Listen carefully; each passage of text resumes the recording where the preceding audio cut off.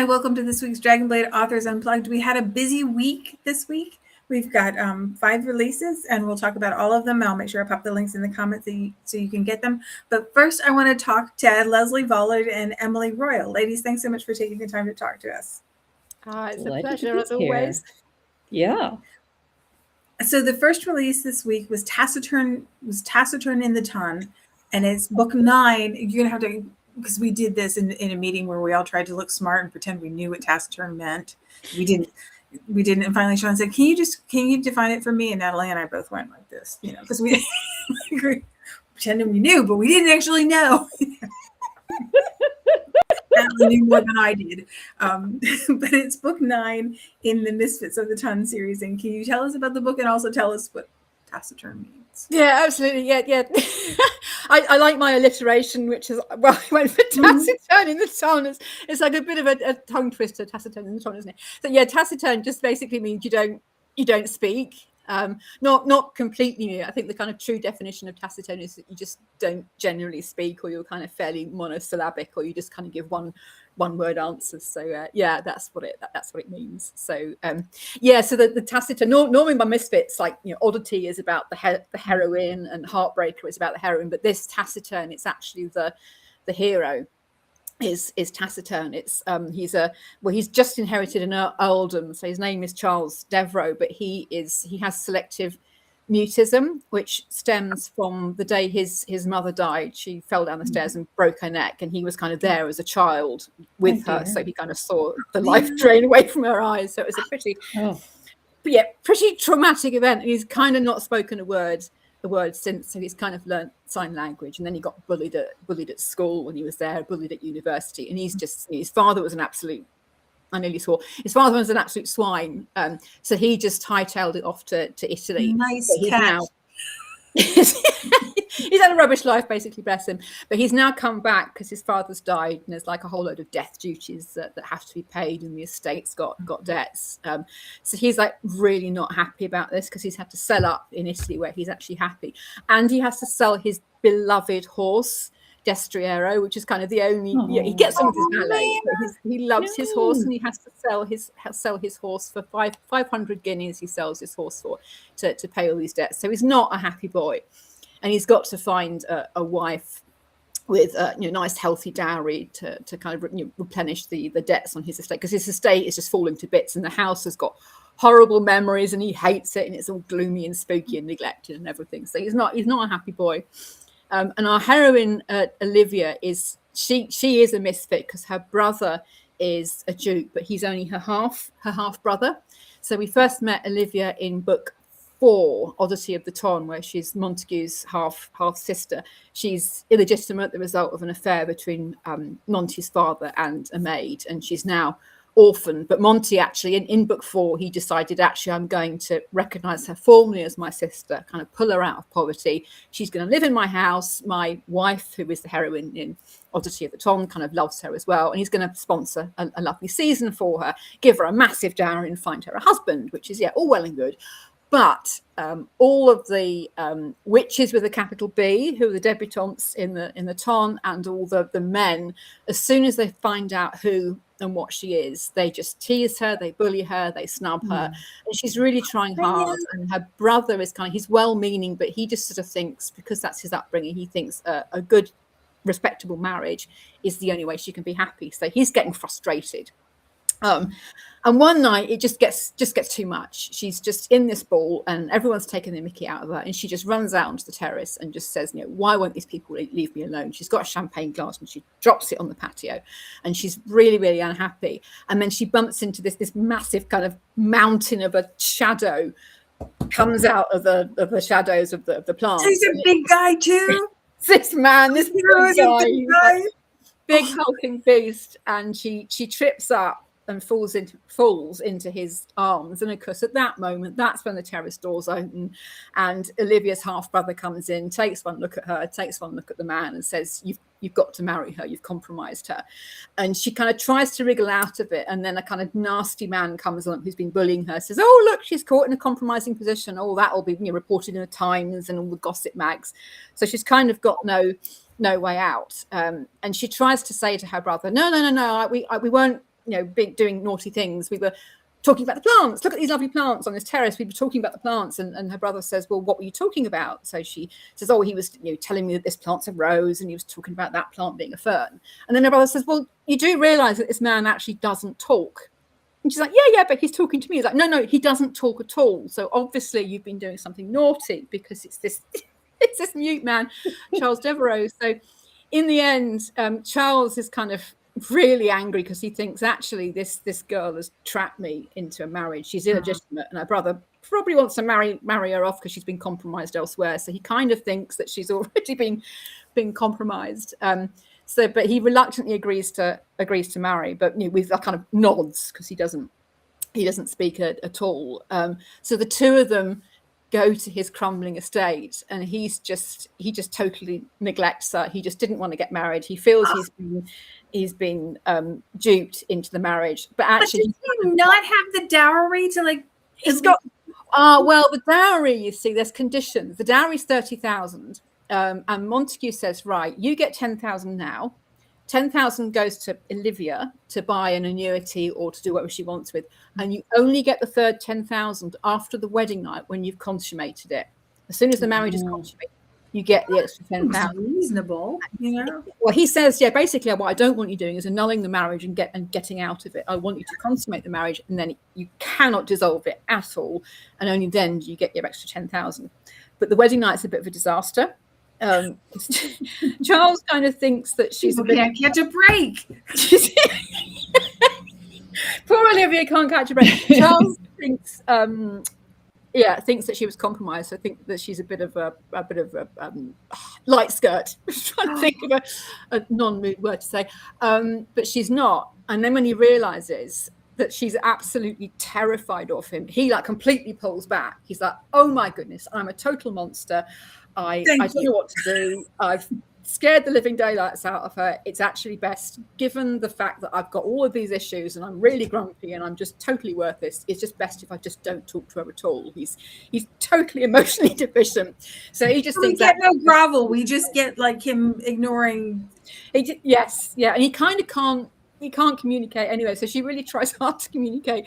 So then the rest of the story is just how do these two actually communicate with each other when he takes her to this crumbling estate. And there's a few friends who are kind of not all what they seem, and there's a bit of a sort of mystery, and the spectre of death is still kind of lingering over this estate as well. So there's a possibility that Olivia might be in danger, and if Charles doesn't kind of come good and actually realize what she's worth, things might go horribly wrong.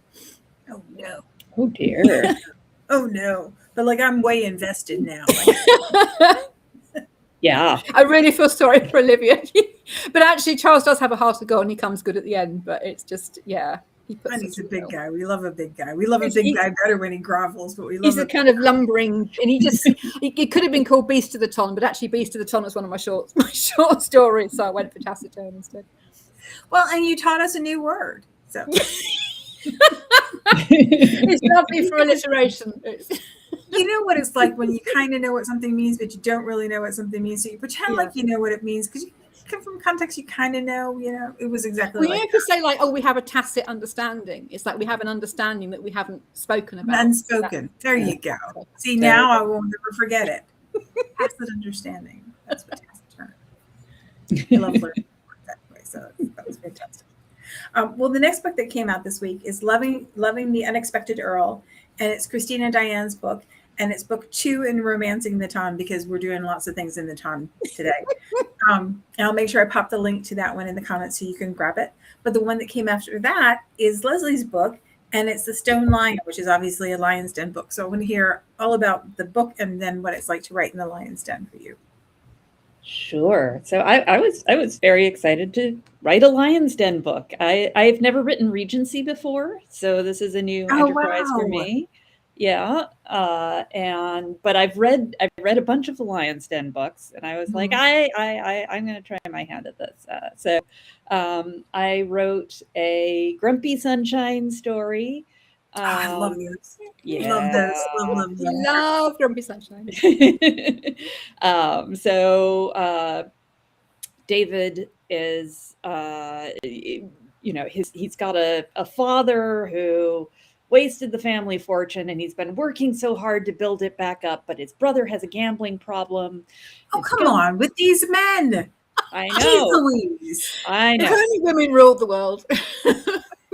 And David is a widower. He has a very young son, and he didn't part with his wife on the best of terms. She ran away with footmen, and they got in an accident on a stormy night. So that was her demise. And so he is sworn off love. He does not want anything to do with it. And his brother got himself into some gambling debt at the Lion's Den. And so, yeah, like one does. And so he goes to pay Mrs. Dovelyon a visit to see if he can sort things out. And of course, she has a perfect plan for how she is going to let him pay off his brother's debts. She doesn't want anything to do with the brother, because the brother is a mess. Or he wouldn't have gotten in that trouble in the first place. Exactly. But David is a good catch, and it so happens that Clarissa, the daughter of the Duke of Wellington, has gotten herself into a bit of trouble. She's very optimistic. She's wayward. She is determined to make a love match come what may. She's been sneaking off with somebody, and with Lord Effingham, and they were going to get married, and she called it off. And after finding out that he was dallying with someone else. And so he started spreading rumors because he wanted to marry her. He wanted to be the son-in-law of a duke. He wanted her fortune. He had grand ambitions. And so her reputation has been tarnished by this ex to rid herself a ne'er-do-well. A ne'er-do-well, yes. And so she goes to the Black Widow of Whitehall to help her fix her problems and find her the love of her life. And she is all in for this to be the love of her life. Oh, and, bless her. Yep. And so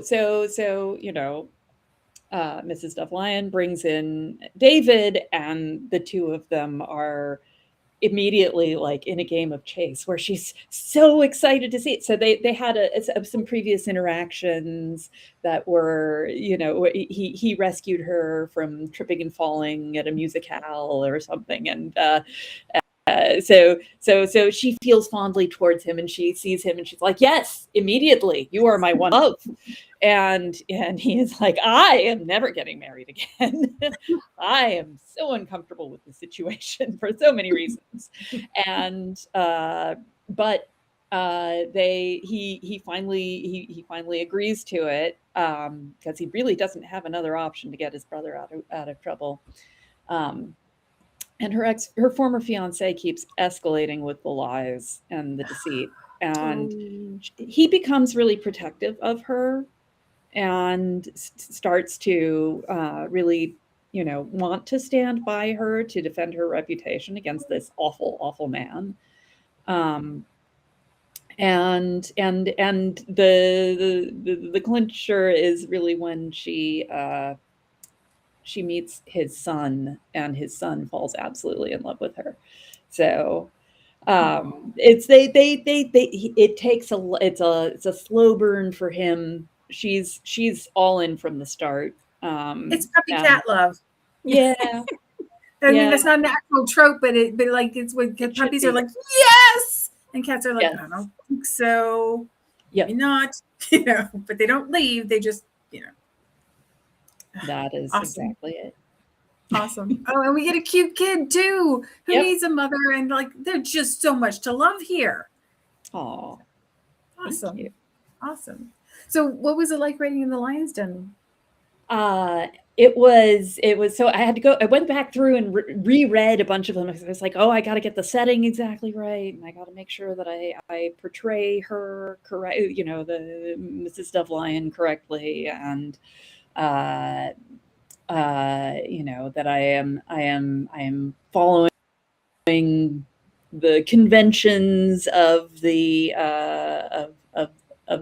series, but there's a lot of flexibility in the series. I mean, you have the arranged marriage, and you have, the Lion's Den, which is sort of where they come together. But people have come together in all kinds of different ways.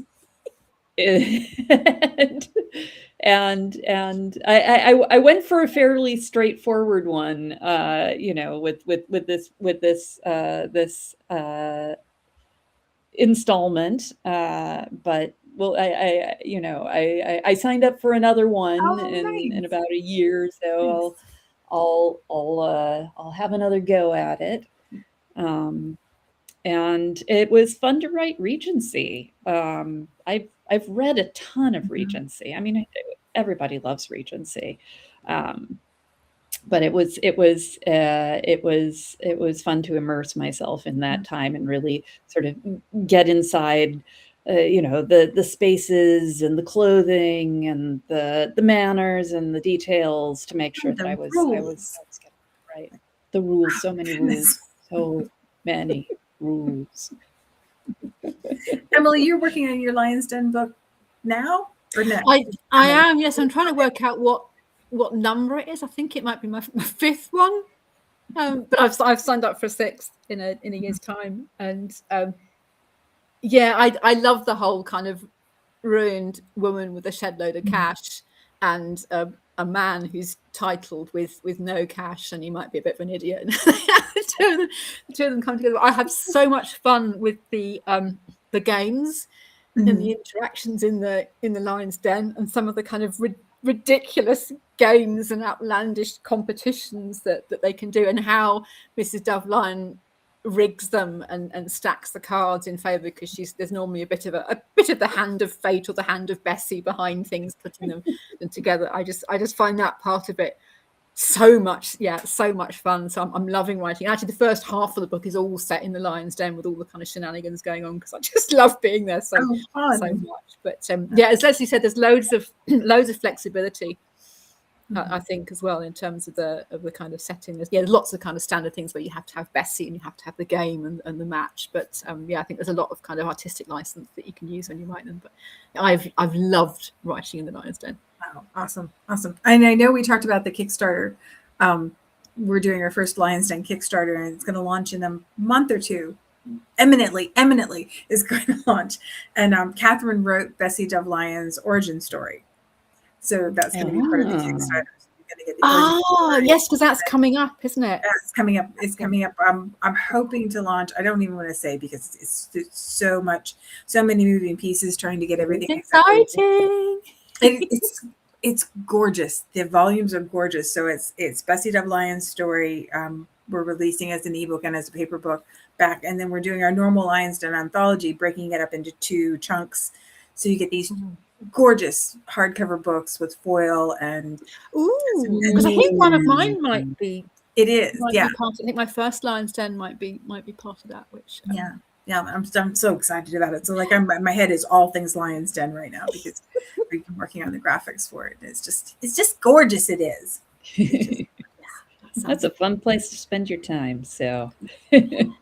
Well, it is, and it's interesting that, like, as I talk to authors and get to hear about how they decided to fit into the world, it's really cool. I think that's one of the appeals of the world, is that it kind of goes, in so many different directions. You can find your flavor. They're all so different, aren't they? As well, it's kind of the setting is pretty standard, but the way that everyone's come up with completely different games and completely different interpretations and stories just in this one place. It's amazing, the variety. Yeah. And as I was trying to describe the world to people who don't know anything about the Lion's Den, the idea of women finding some way to have some kind of agency in this time when they don't really have agency, and a woman, a head woman over top of all of it, who's kind of orchestrating everything, is really appealing. So I think too. So. Some of my angsty, actually, I think it probably is in the one that I'm writing now. Some of the angsty interactions is where the kind of the man says to the woman, "Well, you're selling yourself." She's actually no. You're selling yourself. We are buying you. We are the ones. I got the goods here. You got the need. We can buy any man. Yep. Awesome. Well, ladies, we have a little bit of extra time. I thought it might be fun to talk a little bit about writing, since we've got a few minutes left. Do you want to talk about how it is that you manage to fit in your writing time with your regular life, how you structure your days, how you work with distractions around you? And look at you, Emily, all giggly about it already. Yeah, I have so many distractions because I have a day job and family and dogs and just everything going on. So I don't have a regular writing schedule. I just snatch it when I can. And post-COVID, post-lockdown, I don't travel as much for work as I used to. And when I did, it was 20 minutes on the plane, 20 minutes on the train, 20 minutes in the airport lounge, half an hour in the hotel with a beer after work, snatched 5 minutes in the office over lunch. It was just grab it while I can, little and often. So but I struggle with distractions if I'm right in the middle of something, but I'll put my headphones on and put like white noise or pink noise or something in the background. What is pink noise? Pink noise is like white noise, only it's a slightly lower frequency. So pink noise. If you say it's like white noise, but it's pink, I'm ready. That when you're really thought that's where we were going for a minute. White noise on this pink. The deepest one is brown noise, and actually I find that too. It kind of freaks me out a little bit. It makes me kind of, when you watch a horror film, you get that kind of, that's what brown noise does to me. But pink noise is, it's kind of the frequency between white and brown. And it's like, if I didn't either. Like an overnight flight or transatlantic flight, when everything kind of shuts down and everyone's asleep, and you hear that kind of rushing sound, which is basically, it's not even the aircraft engines, it's just kind of the rushing of the air and the aircon system. That's pink noise. White noise is slightly higher in tone, and brown noise is lower. So, yeah. But it's just those three colors. There's nothing else. It's just white, brown, and pink. There probably are different colors, but white, brown, and pink are the ones that I mainly know about. And you can get like YouTube videos for like 2 hours of pink noise. So just put it on while I'm working. Put the headphones on. I didn't even know I needed. How do you get back in the story if you do it in 20-minute increments? Do you have any tips for getting your head back to where you need to be? I will normally read. I'll give myself a run up. So I will go back and probably read the last couple of pages that I wrote, and then I'm kind of in the swing of it. But I tend to plot. I plot really meticulously. I am such a plotter. I would normally have the next thing plotted out, so I don't have to have a run up, but I normally will, because normally they're in kind of in the middle of an argument, or you kind of want to get back into the sort of the flavor and the feelings. The feeling of it. Well, I'll read the last couple of chapters. Yeah. Oh. Leslie, what about you? Do you have different color noises, or? I don't. I like silence when I write, which is very hard to achieve. So I started writing after I had my son, and I was just struggling with insomnia, and I was just like waking up at 4 or 5 in the morning every morning without an alarm. And I had a few hours to kill before everybody woke up. And I started writing for fun, and it turned into a novel, and then it turned into multiple novels. And then I sold those novels to Dragonblade. So do you still write in the morning? I still write in the morning. I get most of my writing done between 5 a.m. and 7 a.m. in the morning. And I write pretty much every day. And I usually get around around like 500 to 700 words a day in there. So it's, slow and steady, but I get there. And it's I mean, when I have a deadline, I try and sneak it in at other times to get it done. But day job and family and this week a snowstorm and there are lots of distractions, lots of things that can make it hard to sort of carve out that time, but I really have come to crave and need those morning hours when I can just be zen and do my writing, and I feel so much better for the rest of the day. Oh, that's lovely. And I have such envy that you can write at 5 a.m. I tried when my kids were little to do it before school, because my best writing time was like 2 or 3 in the afternoon, but getting ready to get off the bus, and then they get off the bus and I'd be angry every time their little faces popped into my office door, because it's like, come on, people. And that's not the way you want your kids to grow up. So like I tried doing the 5 a.m. thing, and I would fall asleep on my computer, like without just like, and it's just typing the same letter across the thing. So I write mostly at night, but actually when I've gone on writing retreats, and it's not like structured writing retreats, it's just me and a friend hiring out a cottage for a few days, I tend to write back. I'll get up early in the morning and I'll get most of the stuff done before breakfast, and then it's a bit in the rest of the morning and a bit in the afternoon. But in my normal humdrum life, I can't get up at 5 o'clock. I wish I could, but I can't. I'm a night owl. I didn't used to be able to. It was like a switch flipped. I don't know. It was when I had my son. It was but it has a nice side effect. Now I'm a novelist. Yeah, that's like if you're looking to make lemonade, that's some pretty spectacular lemonade. I love the fact that you're able to carve out the same, because mine's kind of random times. It's mostly at night, but it's snatched when I can. I think carving out between 5 and 7, and kind of that's your routine. I imagine your kind of mindset and body set. You've got kind of muscle memory. It's just automatically that's what you do between those hours. So I envy you that. I heard somebody describe once that getting back into a story, getting back into the project requires you to lift the rocket ship the same distance every time. And so if you're lifting the rocket ship and then you get interrupted, then it falls back down and you have to lift it again before you can keep going. And so like that idea of having your body already geared up to like, this is the time, these are the steps, this is how I'm back in the story, without having to go through the whole thing every time, I think is that's a really good analogy, because I do find if I get interrupted, it's like, well, sure, you can just pick it up again. It's like, no, I have to go back. You got to go back and lift the rocket ship again. Yeah, I've fallen back down again. Yeah, I also tried to explain this to the minions with hand gestures and everything, and they're like, just come do what we need. Just come do what we need. No but one it's interesting because so many authors, I think, figure out how to write around children, figure out how to write around all the people that need things from you. So you have to be able to carve the time out. Well, I'm hoping at some point, maybe in the next 18 months, to go full-time writing. Then that'd be fantastic. There's going to be family to worry about, but not the day job. Mm-hmm.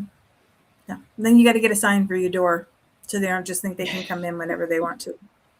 Yeah, I have tried that before, because I'm a bit of a nomad writing at the moment, because I don't like writing in my day job office, because I don't want to be in day job mindset. I want to be in author mindset. So I'm kind of nomadically. Sometimes I write in the kitchen, sometimes I write elsewhere. But yeah, if I have to write in the office, I do often put a sign up and it just gets ignored.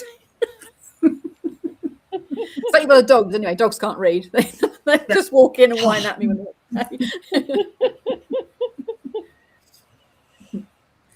Well, ladies, it was a delight talking to you today. I really appreciate you taking the time. I love hearing about everybody's writing process, and I love hearing about your stories. And I'm so excited for these books. I'll make sure I put the links for these books and the other books that released this week in the comments, so you can grab them if you haven't gotten them already. Dragonblade books are the best deal on pre-order right as soon as they come out. As soon as you see it, jump on it, pounce on it like cougar right then and there. Not that kind of cougar, the like mountain lion kind. Put it right away. Well, I didn't know what a cougar was actually. When people were talking about it, I thought that's a cat, isn't it? And then I looked up. Oh, okay. Alpine kind, that kind, just pounce right on it and grab it because it's 99 cents for 2 weeks, and then that's it. It goes up to full price. But you can always read in Kindle Unlimited, which is absolutely my favorite way to read right now. So you could just like in Kindle Unlimited. It should be mine. Right? It's a good way to blitz through the whole series. Yeah. Like just no barrier to entry. Just go one to the other, to the other, to the other. Awesome. Ladies, thanks again for taking the time. I really do appreciate it. Oh, it's been great fun. All right. Thank you. Same time